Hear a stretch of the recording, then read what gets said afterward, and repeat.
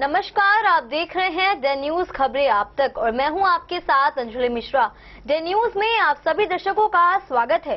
इस बुलेटिन की शुरुआत से पहले नजर डालते हैं आज के हेडलाइंस पर। बेनीपट्टी के गंगुली गांव में एक 30 वर्षीय महिला का फंदे से झूलता हुआ शव हुआ बरामद। गांव में पसरा मातम।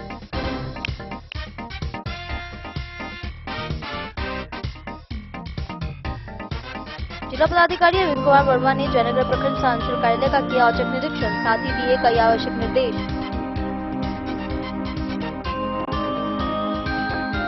रईका थाना पुलिस ने 783 लीटर शराब के साथ स्कॉर्पियो किया जब्त, मौके से तस्कर फरार, गिरफ्तारी को लेकर छापेमारी जारी।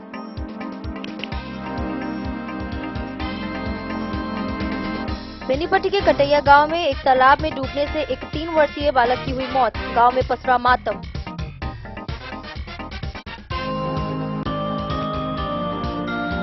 गुमराही गांव में मारपीट मामले में पीड़िता जख्मी, साथ ही सौतेले देवर पर लगाया आरोप।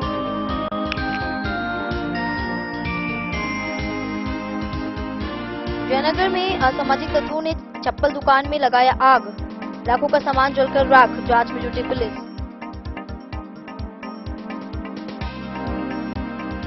थाना पुलिस ने कटैया बरदाहा के बीच एक बाइक समेत 210 बोतल शराब किया बरामद, मौके से धंधेबाज फरार, प्राथमिकी दर्ज।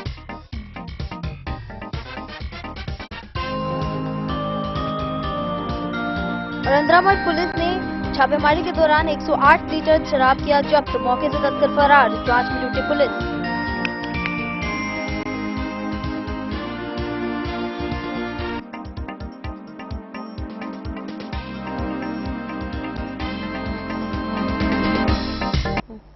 खबरें अब विस्तार से।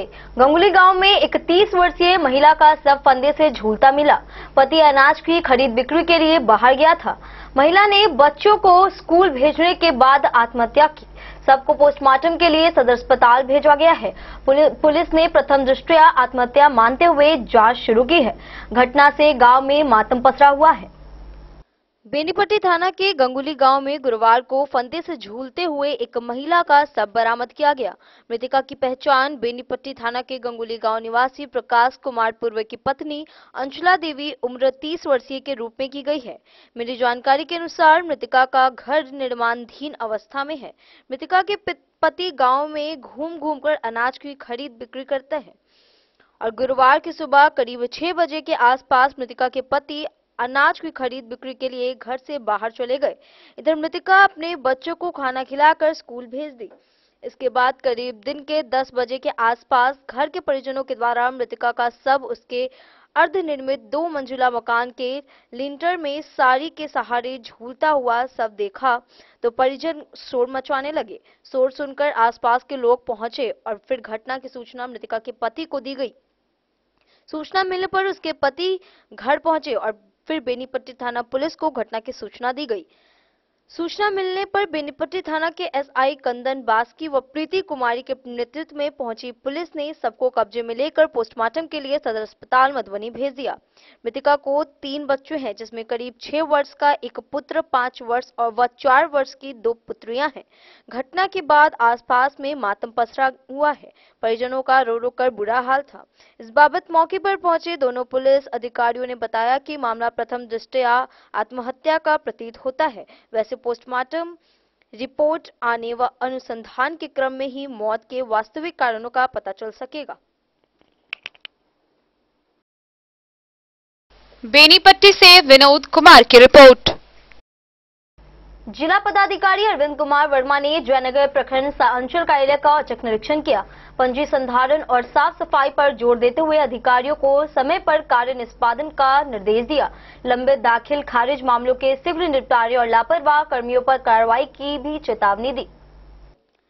जिला पदाधिकारी अरविंद कुमार वर्मा ने गुरुवार को जयनगर प्रखंड अंचल कार्यालय का औचक निरीक्षण किया। निरीक्षण के दौरान उन्होंने प्रखंड अंचल कार्यालय के पंजी का संधारण करते हुए अधिकारियों एवं कर्मचारियों को कई आवश्यक दिशा निर्देश भी दिए। वे प्रखंड विकास पदाधिकारी कार्यालय से प्रखंड व अंचल कार्यालय संबंधित अभिलेखों का निरीक्षण किए और संबंधित विभागों के अधिकारियों व कर्मचारियों को कार्य के समय निष्पादन करने का निर्देश दिया। कार्यों में लापरवाही बरतने वाले कर्मियों पर कार्रवाई की बात कही। साथ ही जिला पदाधिकारी ने पत्रकारों के द्वारा पूछे गए सवाल के जवाब में कहा कि किसी भी व्यक्ति द्वारा प्रखंड अंचल कार्यालय में कोई आवेदन दिया जाता है तो रिसीव करने वाले अधिकारी व कर्मी अपना नाम और पदनाम के साथ मोहर लगाकर एक प्रति आवेदक को दें। उन्होंने अधिकारियों को साफ सफाई पर विशेष ध्यान आकर्षित करते हुए कहा कि कार्यालय साफ सफाई हमारी पहली प्राथमिकता होनी चाहिए। दाखिल खारिज, परिमार्जन, एलपीसी समेत अन्य तरह के कार्यों को समय पर पूरा करने का निर्देश दिया। दाखिल खारिज के लंबित मामलों का समय पर निपटारा करें, इसी मामले को लेकर समीक्षा कर रहे हैं। पूर्व में दाखिल खारिज के अस्वीकृत आवेदन का सुनवाई करें, आवेदक का पक्ष ले ताकि दाखिल खारिज आवेदन में किसी तरह का कोई कमी होने पर साक्ष्य प्रस्तुत कर सके। जिला पदाधिकारी ने प्रखंड व अंचल कार्यालय के अधीन कार्यरत सभी कर्मियों से बारी बारी से कार्यों की गति को लेकर जानकारी ली। मौके पर बीडीओ राजीव रंजन कुमार, सीओ कुमारी सुजाता समेत अन्य कर्मी मौजूद थे। ब्लॉक और अंचल का कार्यालय का निरीक्षण किया गया। 2-4 कर्मी यहाँ पे उपस्थित पाए गए, उनका वेतन स्थगित करके सुपौष कर रहे हैं। साथ ही साथ प्रखंड कार्यालयों में और अंचल कार्यालयों में सभी पंजियों का इंस्पेक्शन किया गया।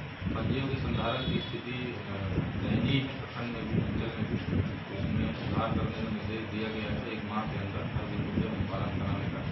इसके अलावा साथ ही साथ हम लोग को ये शिकायतें प्राप्त होती थी कि जो आवेदन यहाँ पे लोग देते हैं उसका रिसीविंग प्रॉपर ढंग से नहीं दिया जाता है। इससे कर्मियों के जो आवेदकों के पास साक्ष्य नहीं रहता ब्लॉक में किस तिथि को और किसको प्राप्त कराया है आवेदन, तो वो निर्देश दिया गया है कि बाकायदा प्रखंड कार्यालय और अंचल कार्यालय को मुहर लगा के उस आवेदक के पास जो आवेदन की प्रति है उसमें मुहर लगाएंगे। साथ में जो कर्मी आवेदन प्राप्त कर रहे हैं वो हस्ताक्षर करेंगे अपने नाम और पदनाम के साथ। कई बार कोई लघु हस्ताक्षर कर देते हैं, पता नहीं चलता है कि किसी कार्यालय कर्मी ने किया है, किसी और व्यक्ति का है, ताकि एस्टेब्लिश हो सके कोई भी आवेदन इस कार्यालय में प्राप्त हुआ है। बाकी दाखिल खारिज में अंचल कार्यालय निरीक्षण कर पाएगा। दाखिल खारिज के मामलों की टेंडेंसी 2000 से ज़्यादा, उसको हम लोग लगातार समीक्षा कर रहे हैं। जिलाधिकारी द्वारा आश्वासन दिया गया कि 1 माह के अंदर उसको 1000 तक ले आएंगे, जो कि संतोषजनक लंबित पेंडेंसी रहेगी।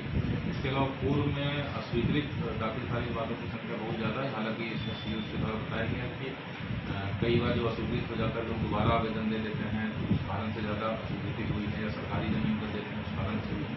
तो ये निर्देशित किया गया कि कोई भी दाखिल खारिज के आवेदन अगर राजस्व कर्मचारी से अनुशंसा प्राप्त हो गई स्वीकृति की, उसको सुनवाई का एक मौका जरूर दें, उसको पक्ष रखने का उसके मोबाइल नंबर के माध्यम से, नोटिस के माध्यम से जरूर उनको अवगत कराएं, ताकि संबंधित आवेदक आके अपना पक्ष रख सके और तब दाखिल खारिज के मामलों का उसकी सुनवाई करके निष्पादन किया जा सके। इसके अलावा अतिक्रमण के वालों की संख्या काफ़ी ज़्यादा 50 के आसपास पेंडिंग काफ़ी पाई गई। उसमें भी निर्देशित किया गया है कि प्रतिदिन उसकी 8-10 अभिलेख की कम से कम सुनवाई करें और रोटेशन बना के रखें, ताकि उसका सस्पेंड निष्पादन हो। अपने जिला में अतिक्रमण वालों की टेंडेंसी काफ़ी चिंताजनक है, लगातार हम लोग रिव्यू कर रहे हैं। काफ़ी कमी आई है, लेकिन बहुत उसका निष्पादन किया जाना बाकी है। तो अगर उसको एक न्यायालय की बात की तरह लगातार सुनवाई रेगुलर बेसिस पर रखा जाएगा तो उसमें भी टेंडेंसी में कमी आएगी। इसके अलावा कार्यालय का निरीक्षण किया गया। साफ सफाई की स्थिति कुछ कार्यालयों में जनरली ज़्यादा पाई गई, संचिकाओं धूल वगैरह पड़ी हुई फिलहाल कपड़े बांधी हुई, तो उसको निर्देशित किया गया कि रेगुलर सफाई करवाएं। कैश बुक प्रखंड और अंचल दोनों में दिए गए, कुछ अतिरिक्त लंबित हैं जो कर्मियों के पास पूर्व में दिए गए हैं, तो उसको वसूली कराने के लिए निर्देशित किया गया। बाकी जो अनपोर्टेड असामाजिक आदेशों हैं उसको भी विलम्ब जो है डेन न्यूज के लिए जयनगर से मोहम्मद अली की रिपोर्ट। रहिका पुलिस ने हरियाणा नंबर की स्कॉर्पियो से 783 लीटर नेपाली शराब जब्त की है। तस्कर गाड़ी छोड़कर फरार हो गया। पुलिस ने शराब तस्करी के खिलाफ प्राथमिकी दर्ज कर छापेमारी जारी रखी है। जिला मुख्यालय से सटे रहिका थाना पुलिस को गुप्त सूचना मिली कि जयनगर की ओर से एक हरियाणा नंबर के स्कॉर्पियो में शराब लेकर दरभंगा की ओर जा रही है। इसकी सूचना गश्ती कर रहे एएसआई मोहम्मद मोइन को दी गई। सूचना के आधार पर थानाध्यक्ष रविंद्र कुमार अपने दल बल के साथ रहिका इंसाफ चौक पर वाहन चेकिंग अभियान चलाना शुरू कर दिए। वहीं गश्ती कर रहे पुलिस बल के द्वारा पखरौनी चौक से उक्त हरियाणा नंबर का पीछा करने लगे, जिसकी भनक शराब से लदे स्कॉर्पियो चालक को लग गई तो तेज रफ्तार से वाहन लेके वह भागने लगा। वहीं आगे इंसाफ चौक के पास गश्ती कर रहे पुलिस को देखते ही चालक गाड़ी छोड़कर भागने लगा। पुलिस बल के द्वारा खदेड़ कर पकड़ने की कोशिश की गई, लेकिन अंधेरे का फायदा उठाकर चालक भागने में सफल रहा। शराब से लदे स्कॉर्पियो को जब्त कर थाना परिसर लाया गया और वाहन की तलाशी लेने पर स्कॉर्पियो से देसी नेपाली शराब 783 लीटर बरामद की गई।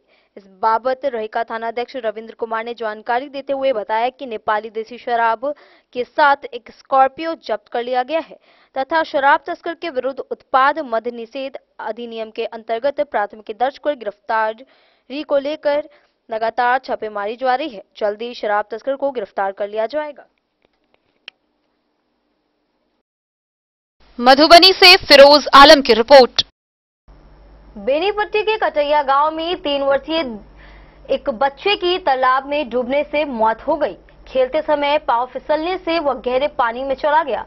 काफी खोज के बाद उसका शव मिला। बेनीपट्टी अस्पताल में उसे मृत घोषित कर दिया गया। घटना के बाद गांव में मातम पसरा हुआ है।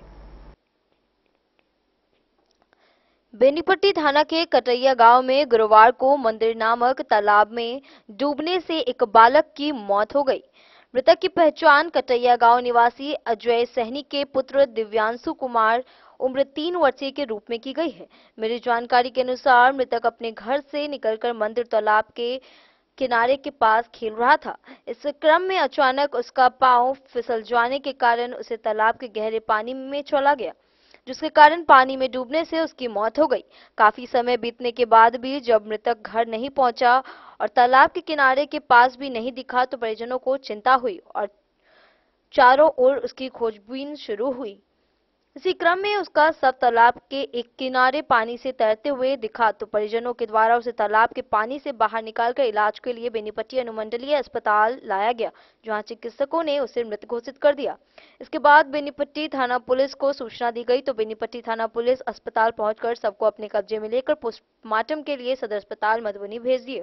बताया जा रहा है कि मृतक 2 भाइयों में बड़ा था। घटना के बाद आसपास में मातम पसरा है। परिजनों का रो रो कर बुरा हाल है। से तो हम नहीं छे यही तोरे बच्चा कि सब तालाब से निकाल के निकला अजय सहनी। अजय सहनी बच्चा केना डूब गेले? अब बच्चा के कोई देखल के हां जे हम जे बच्चा नहीं मिले अथी 5 मिनट के बाद में तो एनी उनी जे ढूंढने लगलिए। हां तो फिर हमारे चाचा छथिन ई कहल के देखिए जे गंजी कथी के हो देखे थे तो देखा दिए तो तालाब कात में घर छै। तालाब कात में घर छै। बच्चा के तकल के निगरानी के बच्चा चले घरे पर घर पर से निकल ले स्कूल के सामने में जेता पोखर जेता ही में। हां वही में लास्ट टाइम बच्चा के कखन देखने चला गया? लास्ट टाइम में हम सब वही हॉस्पिटल से हम गेल छलिए। हां हॉस्पिटल में खिलेलिए वो ले लिए सब चीज के लिए। फिर हम चल गेलिए जे हमरा जे दिशा लागल छले तो हम चल गेलिए जे दूरा दिशा। हां फिर वो के बाद ने हमरा मम्मी फोन के लगे ना बात जे बुआ नहीं मिले जे बुआ देखिए दूरा दिशा ना हो 70 से सब ढूंढ लेल के जे नहीं मिलले तो फिर कहलक जे हुआ वो जब बुझा दे हो देखिए तो फिर बुआ उन्हीं पे नहीं बहुत जमले। तो फिर बगल में हम जे चाचा के घर छथिन तो कहल के हुआ देखिए गंजी वाला कथी दहाए। फिर जे उहे जे अथी के लिए तो गाड़ी के हेल्प करने मुश्किल से 15-20 मिनट के बाद बच्चा ऐसे पहले हॉस्पिटल कथी आयल छले? ई नहीं हॉस्पिटल आयल छले, हम आयल छले हॉस्पिटल अपना मम्मी के लग। बच्चा के की नाम छै? दिव्यांशु कुमार। उम्र कते हेते? उम्र 2.5 साल। 2.5 साल दिव्यांशु कुमार। क्या भाई बहन छै? ये 2 भाई। 2 भाई छै। हां तोहर नाम? अजय शाही। अजय। द न्यूज के लिए बेनीपट्टी से विनोद कुमार के साथ मधवापुर से शत्रुमर्दन कुमार की रिपोर्ट।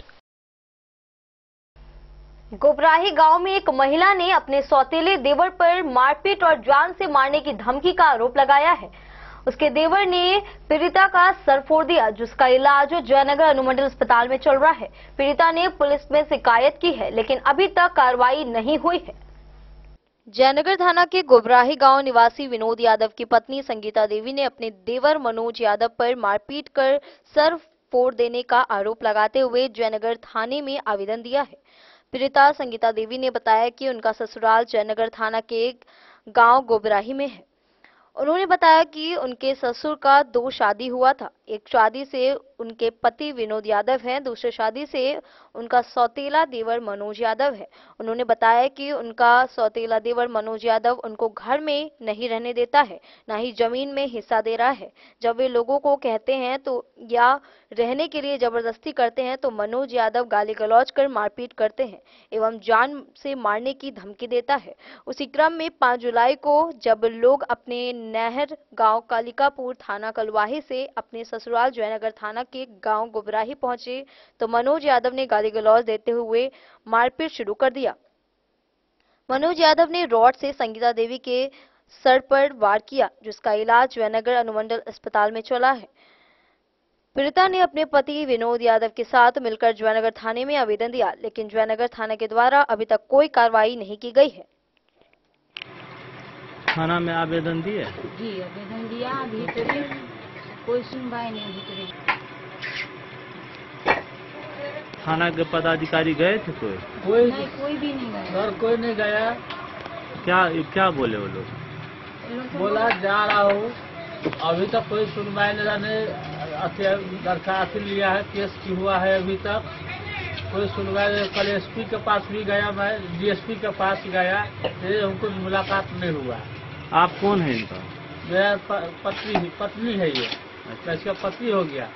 मेरे को 2 बजे फोन आया, तब मैं 2 बजे वहाँ से मजदूर का। किस दिन का घटना है? घटना हुआ इसको 1 बजे। कौन सा दिन था? दिन था 5 तारीख था, सोमवार। अच्छा। किशुनदेव डॉक्टर के पास सुई लगाकर बच्चा को घर पर गया तो इसको सीधा मारने लगा। आज 3 दिन हो गया।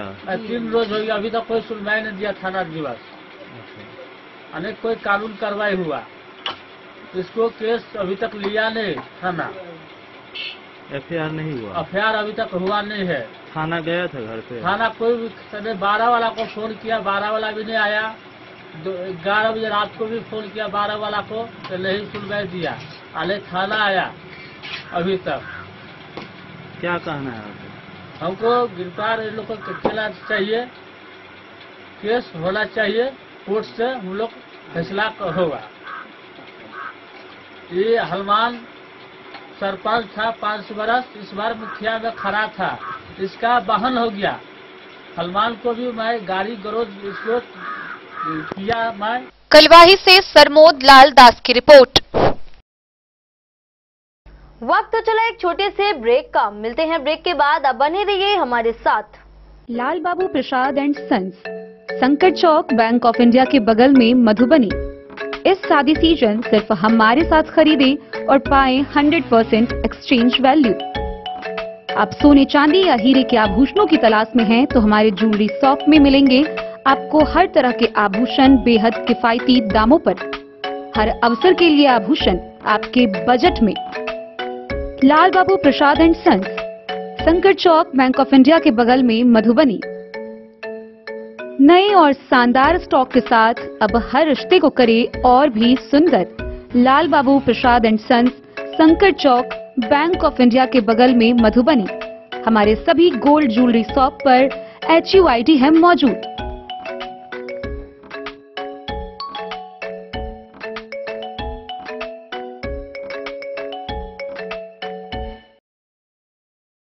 ट्रेंड के इस जमाने में क्या आप भी चाहते हैं स्टाइलिश और फैशनेबल कपड़े? क्या आप अपने लुक को अपग्रेड करना चाहते हैं? अगर हाँ, तो आज ही आएं Bombay fashion readymade sari showroom. हमारे पास पुरुषों, महिलाओं और बच्चों के लिए है नए से नए फैशन ट्रेंड में कपड़े और एक्सेसरीज का लार्ज कलेक्शन। आपके बजट और हर अवसर के लिए खास। चाहे काम के लिए हो नए आउटफिट की तलाश, या पार्टी के लिए ड्रेस, या किसी खास अवसर के लिए सूट, सलवार और साड़ी, हमारे पास है हर एक ब्रांड। क्रिम्सन क्लब, मुफ्ती, टर्टल और किलर के SIS स्टोर्स। इसके अलावा रेमंड, स्पार्की, जॉकी, लक्ष्मीपति, मान्यवर, ब्लैकबेरी, नवाब पार्कर जैसे बड़े ब्रांड। तो देर किस बात की, आज ही आए बॉम्बे फैशन साड़ी एवं रेडीमेड शोरूम। हमारा पता है महिला कॉलेज रोड, मधुबनी।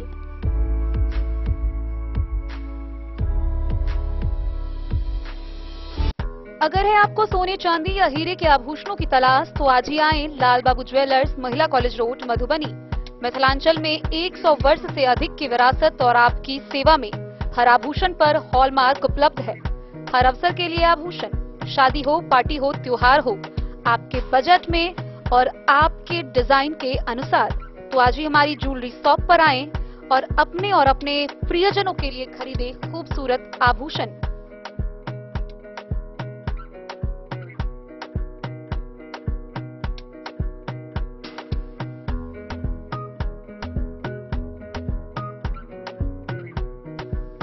हार, चूड़ियां, अंगूठियां, झुमके, मंगलसूत्र और बहुत कुछ है शामिल, वो भी किफायती दामों में। मधुबनी में सबसे कम मेकिंग चार्ज पर लाल बाबू ज्वेलर्स, महिला कॉलेज रोड, मधुबनी।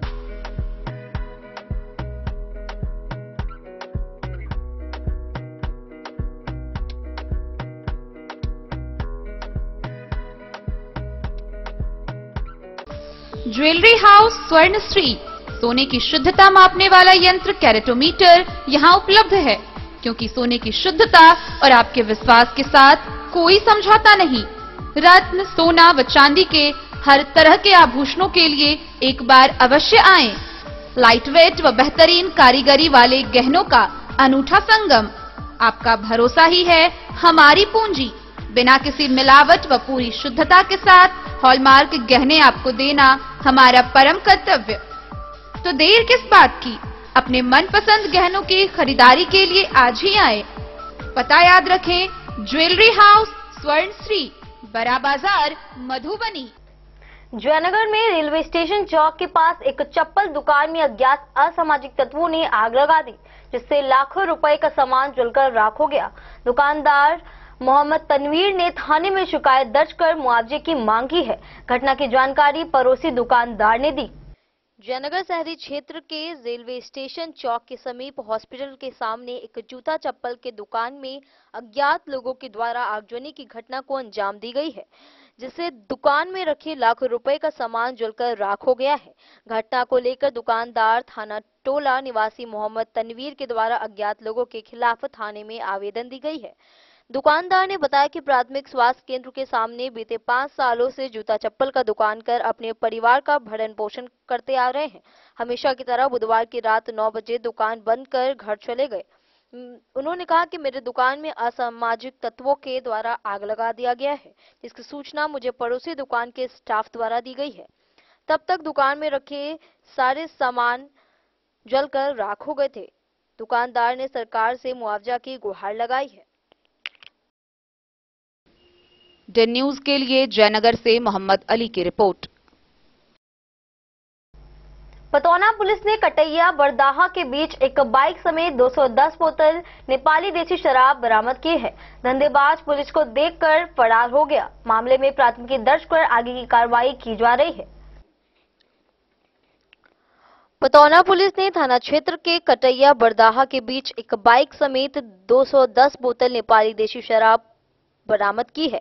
पतौना थानाध्यक्ष राजकिशोर ने बताया कि गश्ती पुलिस को देखकर शराब से लदी बाइक को सड़क किनारे लगा धंधेबाज भागने में सफल हो गया। थानाध्यक्ष ने बताया कि जब देखा गया तो बाइक पर रखी 2 बोरी में शराब की बोतलें भरी हुई थी। तलाशी लेने के पश्चात 210 बोतल शराब बरामद की गई। थानाध्यक्ष ने बताया कि बरामद शराब के मामले में प्राथमिकी दर्ज कर अग्रितर कार्रवाई की जा रही है। बिस्फी से सत्यनारायण यादव की रिपोर्ट। अंद्रामठ पुलिस ने छातापुर ग्राम में छापेमारी कर 108 लीटर नेपाल निर्मित शराब बरामद की है। तस्कर मौके से फरार हो गया है। अज्ञात तस्करों के खिलाफ मामला दर्ज कर छानबीन शुरू कर दी गई है। अंद्रामठ पुलिस की गश्ती दल ने बुधवार की शाम मिली गुप्त सूचना के आधार पर कार्रवाई करते हुए 108 लीटर शराब बरामद किया है। थानाध्यक्ष सदन राम ने बताया कि स्थानीय थाना क्षेत्र के छातापुर ग्राम से छापेमारी के दरमियान चारियों के पीछे रखे बोरे से नेपाल निर्मित शराब की बरामदगी हुई है। अज्ञात तस्करों के विरुद्ध मामला दर्ज कर छानबीन शुरू कर दी गई है। खुटौना से रमेश सिंह की रिपोर्ट। जयनगर नगर पंचायत के वार्ड पार्षदों ने ईओ पर राजस्व क्षति और कार्यालय की अव्यवस्था का आरोप लगाते हुए प्रधान सचिव को पत्र लिखा है।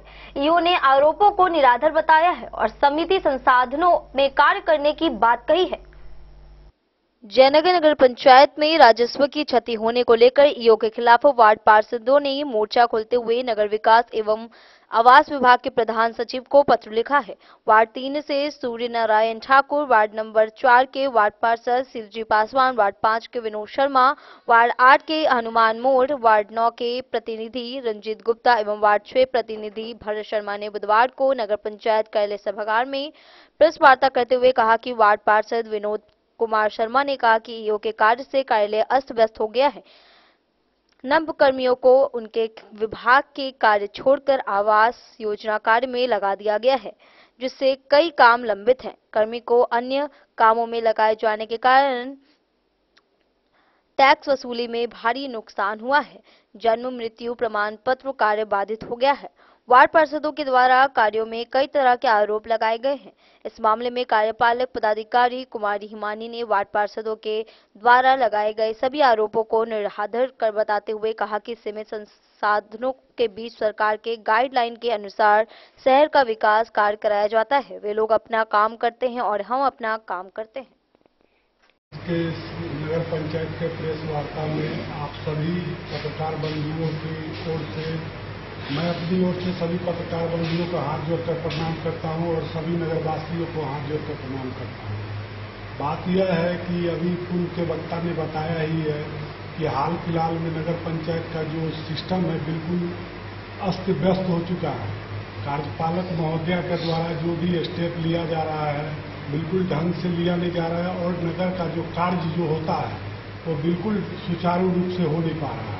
जैसे कि आवास का जियो टैग करना है वो ठीक है, लेकिन उसके साथ साथ नगर पंचायत में बहुत सारे काम है जो कि आपको बता दें, जन्म मृत्यु का जो प्रमाण पत्र होता है और भी जहाँ तक मेरे वार्ड की समस्या है, मैंने बहुत बार अपने वार्ड की समस्या को भी रखा है कि इस रोड में यह रोड बनना चाहिए, यह बात होना चाहिए। मेरे तरह और भी वार्ड कमिश्नर और भी वार्ड पार्षद जो है अपनी अपनी समस्या को रखते हैं। हम लोगों को जीत के जनता भेजी है यहाँ पे, तो उनका काम होना चाहिए। सिर्फ एक ही और फोकस नहीं होना चाहिए कि सिर्फ एक ही काम होना चाहिए। नगर पंचायत में बहुत सारे काम है।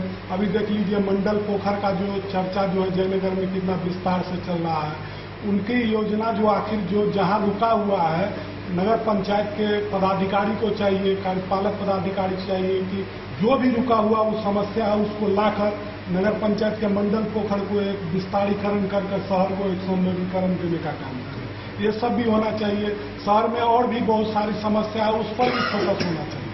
जनता हम लोगों को चुन के यहाँ भेजी है तो जनता का विश्वास है हम लोगों पे कि काम करवाएगा, लेकिन यहाँ तो नगर पंचायत कुछ दिनों से काफी अस्त व्यस्त चल रहा है। कुछ समझ में नहीं आ रहा है कि क्या हो रहा है, नहीं हो रहा है। लोग हम लोगों को ताने दे रहे हैं कि आपको भेज के क्या हुआ, कुछ नहीं हुआ। हम लोग ताने सुन सुन के बर्बाद हो रहे हैं, टेंशन में है। बस आप लोगों के माध्यम से बस नगर पंचायत के शीर्ष अधिकारी कार्यपालक महोदया को और भी शासन में प्रशासन में बैठे हुए और भी महोदय को हाथ जोड़कर विनती करते हैं कि इसी ओर ध्यान देकर जयनगर नगर पंचायत को सुंदर नगर पंचायत बनाने का काम करे। इस ओर जल्द से जल्द ध्यान दिया जाए, क्योंकि सारा नगर पंचायत अस्त व्यस्त नजर आ रहा है। मैं वार्ड नंबर 9 के प्रतिनिधि के नाते यह अपनी बात को रख रहा हूँ। दाद देती है गर्दी से दौरा, जिंदगी एहतराम करती है।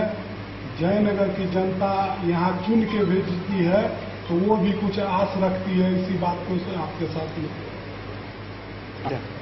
मैं वार्ड नंबर 9 का प्रतिनिधि रंजीत गुप्ता आप सबको नमस्कार।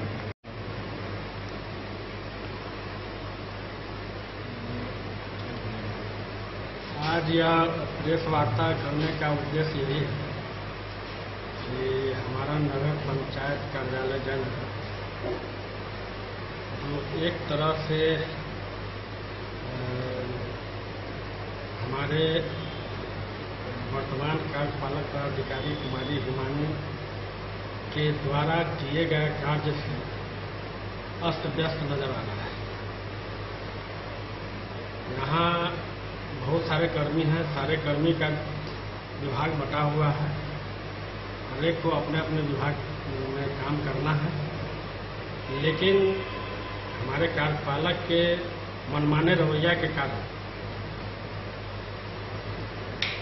जो जिसके जिम्मे जो काम है उस काम से हटा करके केवल आवास योजना के जियो टैग में उनको संलिप्त कर दिया गया है, जिसके वजह से होल्डिंग टैक्स का जो कर्मी है उसके अनुपस्थित रहने की वजह से हमारे नगर पंचायत के राजस्व की काफ़ी क्षति हो रही है। जन्म मृत्यु जो एक अत्यंत महत्वपूर्ण कार्य है, जिसमें जन्म से संबंधित बहुत सारे लोगों का स्कूल में नामांकन होता है, मृत्यु में संपत्ति का बंटवारा वगैरह बहुत सारा मामला आता है, जिसमें जन्म मृत्यु के रजिस्ट्रेशन का मामला वो भी बाधित हो रहा है। और भी बहुत सारी बातें हैं जो कि हमारे कार्यपालक के द्वारा की जा रही है, जिससे यह प्रतीत होता है कि नियम कायदा कानून को ताक पर रख करके या अपने मनमाने ढंग से अपने इस ऑफिस को चलाना चाह रहे हैं, इसमें उनका अपना निजी लाभ भी है, जबकि सरकार उनको तनख्वाह देती है कि आप प्रतिदिन ऑफिस अटेंड कीजिए, जनता से मिलिए, कर्मचारी जो हैं आपके मातहत उनकी बात सुनिए। लेकिन ऐसा लगता है कि ऑफिस कार्यालय आने में जैसे उनको तौहीन महसूस होती है कि हम क्यों जाए करें। सारा काम वो आवास पर ही बैठ करके करती हैं और यही सब शिकायत है उनसे। इसी के लिए हम लोग, मेरा नाम हुआ विनोद कुमार शर्मा, वार्ड पार्षद, वार्ड नंबर 5। वार्ड पार्षद, वार्ड नंबर 8। हम लोग नगर पंचायत के वर्तमान कार्यपालक पदाधिकारी जो है कुमारी हिमानी, उनके बर्ताव से बहुत असंतुष्ट है। कारण है कि ये बिना कुछ सोचे समझे किसी भी हमारे ऑफिस कार्यालय कर्मी जो है उनको लेकर निकाल देते हैं। बराबर उनको धमकाया जाता है कि तुम ऐसे करो नहीं तो तुमको निकाल देंगे, ऐसा करो वो नहीं। कहने का मतलब है कि जिस कर्मी को जो भी दायित्व दिया गया है पूरी तरीक़ा से वो उसका निर्वहन करते आ रहे हैं। उसके बावजूद सभी को एकमात्र आवास में जियो टैग में लगा देना और इससे दूसरे काम बाधित हो रहा है। जन्म और मृत्यु ये बहुत अहम चीज़ है, लेकिन इसके बावजूद वो उसको दरकिनार करके सबको जियो टैग में लगा देंगे। इससे क्या हो रहा है कि आज मान लीजिए किसी को जन्म प्रमाण पत्र की जरूरत है, किसी को मृत्यु प्रमाण पत्र की आवश्यकता है, यहाँ ढेर लगा हुआ है जो कि बन नहीं रहा है। और वही पिछले वित्तीय वर्ष में राजस्व में हम लोग को लगभग 4 लाख रुपए की कमी आई है, जबकि राजस्व बढ़ना चाहिए। इसके विपरीत 4 लाख रुपए का कमी आई है। तो ऐसा करने से क्या होता है कि हमारा विभाग पूरा अस्त व्यस्त हो रहा है। इसी की शिकायत हमने की है। हमने नगर आवास एवं विकास विभाग को लेटर दिया है, माननीय डीएम साहब को आवेदन दिया है, यहाँ अनुमंडल पदाधिकारी जनरल को दिया है और यहाँ मुख्य पार्षद जनरल को दिया है। हम लोग का मांग है कि इसको व्यवस्थित ढंग से किया जाए और जैसे चल रहा था पूर्व में उसको पूर्ण तरह भी संचालित किया जाए। यही हम उनकी मांग है। डेन न्यूज के लिए जयनगर से मोहम्मद अली की रिपोर्ट। वक्त तो चला एक छोटे से ब्रेक का। मिलते हैं ब्रेक के बाद। आप बने रहिए हमारे साथ। होटल गोकुल राज,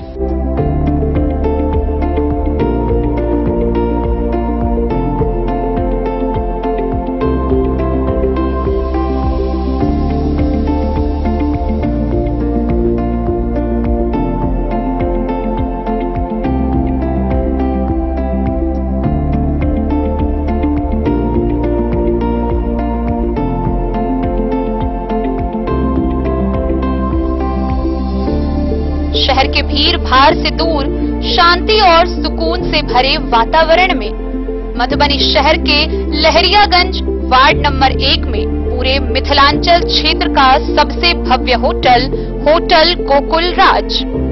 4 मंजिला इमारत की इस होटल में है 4 बड़े बड़े बैंकेट हॉल, रिंग सेरेमनी, शादी, मीटिंग या पार्टी, हर एक आयोजन के लिए अलग से हॉल की व्यवस्था, रेस्टोरेंट की व्यवस्था जहां एक से बढ़कर एक लजीज व्यंजनों का मिलेगा संगम, और रहने का उचित प्रबंध, suite room, AC room, non AC room से सुसज्जित होटल जहां लिफ्ट की भी है व्यवस्था, पार्किंग का पूरा इंतजाम।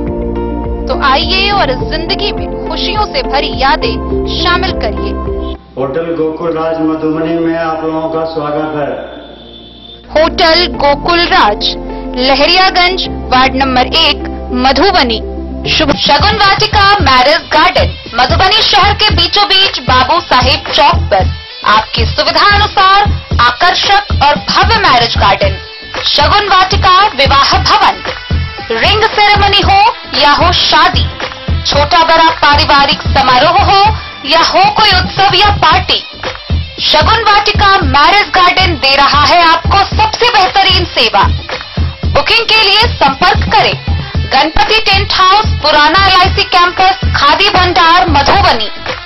संपर्क सूत्र 7903625254। विवेकानंद मिशन विद्यापीठ, शिक्षा के क्षेत्र में एक नया आयाम, अब छोटे बच्चों के लिए भी आधुनिक सुविधाओं के साथ उपलब्ध। विवेकानंद मिशन विद्यापीठ जूनियर, जहां क्लास प्री नर्सरी से 5th स्टैंडर्ड तक के बच्चों का एडमिशन प्रारंभ है।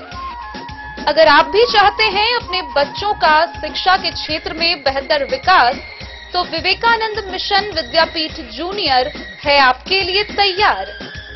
2.5 से 10 वर्षों के बच्चों के लिए आपको मिलेगा आधुनिक सुविधाओं के साथ एक बेहतर शिक्षा का माहौल। CBSE बेस्ड करिकुलम सिलेबस के साथ साथ स्टूडेंट्स होंगे art and craft, game and sports और कल्चरल एक्टिविटीज में अव्वल। इंग्लिश मीडियम के माहौल के बीच स्टूडेंट्स बनेंगे स्मार्ट, जहां किताबी ज्ञान के साथ साथ हर क्षेत्र में स्टूडेंट्स होंगे अवेयर। हॉबीज और इंटरेस्ट को मिलेगी प्राथमिकता। तो आइए और अपने बच्चों के बेहतर भविष्य के लिए आज ही नामांकन करवाइए। विवेकानंद मिशन विद्यापीठ जूनियर, हमारा पता है तिरहुत कॉलोनी, नगर परिषद main road, ward number 21 Madhubani.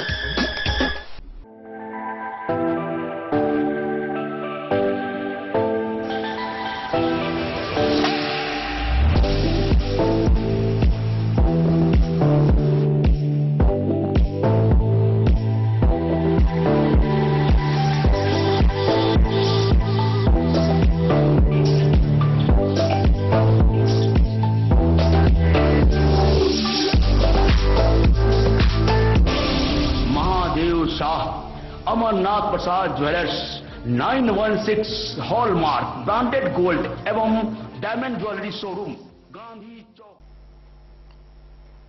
जिले में 8 से 27 अगस्त तक फाइलेरिया उन्मूलन कार्यक्रम के तहत सर्वजन दवा सेवन का आयोजन होगा। आशा और आंगनबाड़ी सेविकाओं घर घर जाकर DEC और अल्बेंडाजोल की दवा खिलाएंगी। फाइलेरिया रोकथाम में जागरूकता और मीडिया की अहम भूमिका होगी। लोगों को फाइलेरिया से सुरक्षित रखने और बचाव के प्रति जागरूक करने के लिए जिले में फाइलेरिया उन्मूलन कार्यक्रम का आयोजन किया जाएगा। इसके लिए 10 अगस्त से 27 अगस्त तक जिले में सर्वजन दवा सेवन कार्यक्रम का आयोजन किया जा रहा है। उक्त कार्यक्रम के सफल क्रियान्वयन के लिए स्वास्थ्य विभाग द्वारा centre for advocacy and research के सहयोग से मॉडल अस्पताल के परिसर में 1 दिवसीय मीडिया कार्यशाला का आयोजन किया गया है। सिविल सर्जन की अध्यक्षता में आयोजित कार्यक्रम में सभी मीडिया कर्मियों से मीडिया के माध्यम से लोगों को फाइलेरिया के प्रति जागरूक करने और सरकार द्वारा चलाए जा रहे सर्वजन दवा सेवन कार्यक्रम में भाग लेकर कार्यक्रम को सफल बनाने की अपील की गई है। मीडिया कार्यशाला में ACMO doctor RK Singh, DPRO Parimal Kumar, inspector जनित रोग नियंत्रण पदाधिकारी डॉक्टर DS सिंह, कार्यक्रम प्रबंधक पंकज मिश्रा, डीसीएम नवीन दास, सिफार प्रमंडलीय समन्वयक अमन कुमार, पीसीआई के जिला कोऑर्डिनेटर विशाल कुमार सहित अन्य लोग उपस्थित रहे। कार्यक्रम में civil surgeon doctor Naresh Kumar Bimsaria ने बताया कि फाइलेरिया क्यूलेक्स मच्छर के काटने से होने वाला एक गंभीर संक्रामक बीमारी है, जिसे आमतौर पर हाथी पांव भी कहा जाता है। कोई भी व्यक्ति किसी भी उम्र में फाइलेरिया से संक्रमित हो सकता है। फाइलेरिया के प्रमुख लक्षण हाथ और पैर का हाइड्रोसिल में सूजन का होना होता है। प्रारंभिक अवस्था में इसकी पुष्टि होने के बाद जरूरी दवा सेवन में इसे रोक सकते हैं। इसके लिए लोगों में जागरूकता की आवश्यकता है। लोगों को फाइलेरिया के लिए जागरूक करने में मीडिया की सशक्त भूमिका होती है। 10 अगस्त से सरकार द्वारा फाइलेरिया उन्मूलन कार्यक्रम आयोजित की जा रही है, जिसमें आशा व आंगनबाड़ी सेविकाओं द्वारा घर घर जाकर मुफ्त दवा खिलाई जाएगी। लोगों को इस कार्यक्रम में भाग लेकर स्वयं और अपने परिवार को फाइलेरिया से सुरक्षित करना चाहिए। जिला वेक्टर जनित रोग नियंत्रण पदाधिकारी डॉक्टर डीएस सिंह ने बताया कि लोगों को फाइलेरिया संक्रमण से सुरक्षित रखने के लिए आशा व आंगनबाड़ी सेविका द्वारा लोगों को बूथ स्तर पर तथा घर घर जाकर अपनी उपस्थिति में डीईसी व अल्बेंडाजोल की दवा खिलाई जाएगी। एमडीए कार्यक्रम के दौरान जिले में शहरी क्षेत्र के 1 से लेकर 45 वार्ड एवं रहेगा प्रखंड के लोगों को दवा खिलाई जाएगी, जिसके लिए 400 आशा, 200 आंगनबाड़ी सेविका, सुपरवाइजर 20 की टीम बनाई गई है। साथ ही 172 बूथ भी बनाए गए हैं, जहां लोगों को दवा खिलाई जाएगी। रैपिड रिस्पांस टीम का गठन किया गया है, साथ ही जिसमें 2 डॉक्टर, 2 एएनएम तथा एम्बुलेंस को शामिल किया गया है। उन्होंने बताया कि 2 साल से कम उम्र के बच्चों, गर्भवती महिलाओं और गंभीर रोग से पीड़ित व्यक्ति को छोड़कर सभी लोगों को दवा खिलाई जाएगी एवं प्रसव के 7 दिन के पश्चात प्रसूता को दवाई खिलाई जाएगी। डॉक्टर सिंह ने बताया कि फाइलेरिया उन्मूलन सर्वजन दवा सेवन कार्यक्रम में 2 वर्ष से 5 वर्ष के बच्चों को डीईसी तथा अल्बेंडाजोल की 1 गोली, 6 वर्ष से 14 वर्ष तक के लोगों को डीईसी की 2 तथा अल्बेंडाजोल की 1 गोली एवं 15 वर्ष या उससे अधिक उम्र के लोगों को डीईसी की 3 तथा अल्बेंडाजोल की 1 गोली खिलाई जाएगी। लोगों द्वारा अल्बेंडाजोल का सेवन आशा की उपस्थिति में चबाकर किया जाना है। कार्यक्रम में छूटे हुए घरों में आशा कर्मियों द्वारा पुनः भ्रमण कर दवा खिलाई जाएगी। मधुबनी से फिरोज आलम की रिपोर्ट। जयनगर के बलडीहा गांव में नेपाल सीमा के पास अधूरे तटबंध का निर्माण जिला प्रशासन और बाढ़ नियंत्रण विभाग के अधिकारियों की मौजूदगी में शुरू किया गया। जमीन अधिग्रहण में विवाद के कारण निर्माण रुका था, जिससे बाढ़ का पानी हर साल तबाही मचाता था। भारत नेपाल अंतर्राष्ट्रीय सीमा स्थित जयनगर प्रखंड के बिल्ही पश्चिमी पंचायत के बलडीहा गांव के समीप अधूरे तटबंध को गुरुवार को जिला प्रशासन के निर्देश पर दंडाधिकारी व बाढ़ नियंत्रण विभाग के अधिकारियों के मौजूदगी में तटबंध निर्माण कार्य शुरू किया गया है। बता दें कि अधूरे तटबंध के लिए जमीन अधिग्रहण करने पर भूस्वामी के आपसी विवाद के कारण तटबंध निर्माण कार्य वर्षों से रोका रहा। जल संसाधन विभाग व जिला प्रशासन ने तत्परता के साथ तटबंध निर्माण को लेकर योजना बनाते हुए कार्य कराने के लिए स्थानीय प्रशासन का सहयोग लिया और दंडाधिकारी की उपस्थिति में तटबंध निर्माण कार्य शुरू किया। बाढ़ नियंत्रण विभाग झंझारपुर 2 के कार्यपालक अभियंता गुलाम गौस, सहायक अभियंता विजय कुमार प्रिंस, दंडाधिकारी सीओ कुमारी सुजाता, कनीय अभियंता मोहम्मद फैयाज, रितेश कुमार व अजय कुमार के मौजूदगी में तटबंध निर्माण कार्य शुरू किया गया। कार्यपालक अभियंता ने बताया कि कमला पश्चिमी तटबंध बलडीहा गांव के समीप 0 किलोमीटर के पास, जो नेपाल सीमा के समीप है, लगभग 30 मीटर जमीन पर तटबंध निर्माण कार्य किया जा रहा है। भूस्वामी को राशि भुगतान के लिए कार्रवाई की जा रही है। बता दें कि भारत नेपाल अंतर्राष्ट्रीय सीमा के इनरवा गांव से लेकर 0 किलोमीटर बलडीहा गांव तक तटबंध निर्माण अधूरा रहने के कारण प्रत्येक वर्ष कमला नदी के जल स्तर में वृद्धि होने पर इसी रास्ते पानी आसपास के क्षेत्रों में भारी तबाही मचाती थी। बीते वर्ष जल संसाधन विभाग के द्वारा बाढ़ से तबाही पर रोक लगाने के लिए योजना बनाकर अंतर्राष्ट्रीय सीमा के समीप तटबंध निर्माण को हरी झंडी देते हुए जमीन अधिग्रहण कर तटबंध निर्माण कार्य शुरू कराया, लेकिन बलडीहा गांव के समीप करीब 30 मीटर जमीन अधिग्रहण में भूस्वामी द्वारा आपसी बंटवारा को लेकर अधिग्रहण नहीं करने से तटबंध निर्माण कार्य अधूरा रहा, जिस कारण नदी के जलस्तर में वृद्धि होने पर इसी रास्ते बाढ़ का पानी अन्य गांवों में प्रवेश कर जाता था, जिससे काफी नुकसान होता था। जिला प्रशासन की तत्परता और बाढ़ नियंत्रण विभाग के अधिकारियों की मौजूदगी में अधूरे तटबंध का निर्माण कार्य कराया जा रहा है।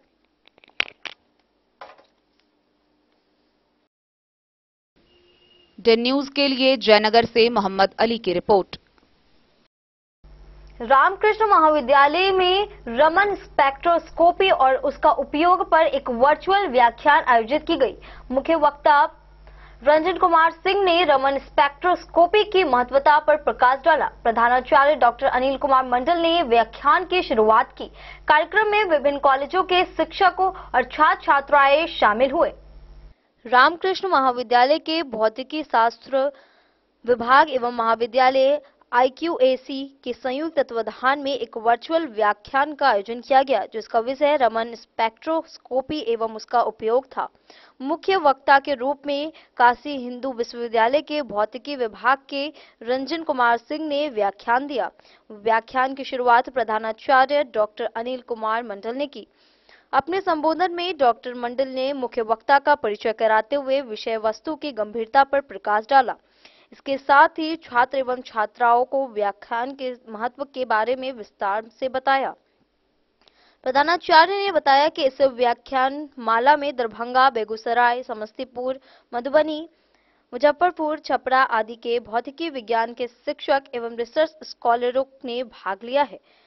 IQAC समन्वयक डॉक्टर अरविंद वर्मा ने कहा कि महाविद्यालय में आरंभ की गई व्याख्यान माला से महाविद्यालय के पठन पाठन के स्तर में निश्चित ही सुधार हो रहा है। मुख्य वक्ता रंजन कुमार सिंह ने रमन स्पेक्ट्रोस्कोपी को एक बहुमुखी और शक्तिशाली उपकरण बताया है, जो गैर विनाशकारी तरीके से विस्तृत आणविक जानकारी प्रदान कर सकता है और जो इसे अनुसंधान और उद्योग के विभिन्न क्षेत्रों में अमूल्य बनाता है। कार्यक्रम में भौतिकी विभाग की ओर से डॉक्टर हंस कुमार सिंह ने मुख्य वक्ता का स्वागत एवं कार्यक्रम का संचालन किया एवं धन्यवाद ज्ञापन डॉक्टर धीरेन्द्र कुमार ने दिया। कार्यक्रम में GD कॉलेज बेगूसराय के associate Upendra Kumar, doctor Pritam Kumar, doctor Akshay Kumar, doctor ज्योति कुमारी, DK राय, मोहम्मद गरगूब आलम, अभिषेक कुमार झा एवं सभी विभागों के शिक्षक, छात्र एवं छात्राएं उपस्थित रहे। Bureau report Madhubani. आज के इस बुलेटिन में फिलहाल इतना ही। कल फिर हाजिर होंगे नए खबरों के साथ। तब तक दीजिए पूरी टीम को इजाजत और मधुबनी के हर छोटे बड़े खबरों को देखने के लिए देखते रहिए डेन न्यूज। नमस्कार।